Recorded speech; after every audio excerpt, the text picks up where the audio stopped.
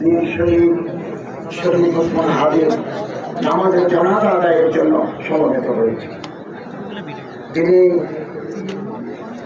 শাহাদত বরণ করেছেন। আমরা আল্লাহর কাছে দোয়া করি আল্লাহ তাকে যেন শাহাদাতের মর্যাদা দান করেন, জীবনের ত্রুটি বিচ্ছিন্ন গুলো আল্লাহ তারা মার্জনা করেন, কবরকে জান্নাতুল ফেরদাউসের টুকরা বানিয়ে দেন। এবং তিনি যে স্বপ্ন দেখেছিলেন আধিপত্যবাদ বিরোধী একটা ইনসাফ ভিত্তিক সমাজ যে প্রতিষ্ঠা করার স্বপ্ন দেখেছিলেন তার পূর্ণতা দেওয়ার জন্য দেশবাসীকে আপনি তৌফিক দান করুন। কামছে ধর্ম মন্ত্রণালয়ের নির্দেশনায় বাংলাদেশের গ্রামে গঞ্জে শহরে বন্দরে সব মসজিদে আমাদের ভাই জনাব শরীফ ওসমান হাদির জন্য দোয়া, খতনা কোরআন, জিকির আজকার সম্পন্ন হয়েছে। আমি তার জীবন বৃত্তান্ত পাঠ করছি।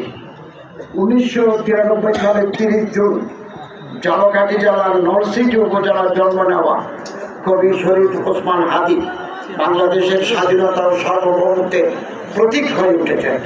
তার ক্ষুদ্র যুক্তি, দেশপ্রেম, মানবিক মূল্যবোধ, দৃঢ়তা দিয়ে তিনি তার দেশকে ভালোবেসেছেন।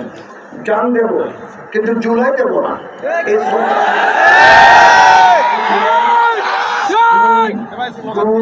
ও বাংলাদেশের মানুষের গণতান্ত্রিক অধিকার কেড়ে নেওয়া ফ্যাসিস্ট আওয়ামী লীগের বিরুদ্ধে জুলাই পরবর্তী সবচেয়ে তীব্র কণ্ঠস্ব।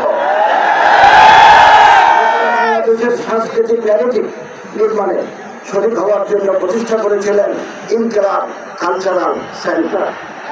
বাংলাদেশের সর্বমন্ত্র বিরোধী খুনিরা 12 ডিসেম্বর দুপুরে জুমার নামাজের পরে তাকে গুলি করে 18 ডিসেম্বর 2025 রাতে সিঙ্গাপুর জেনারেল হাসপাতালে শাহাদত বরণ করেন বীর ওসমান হাদি।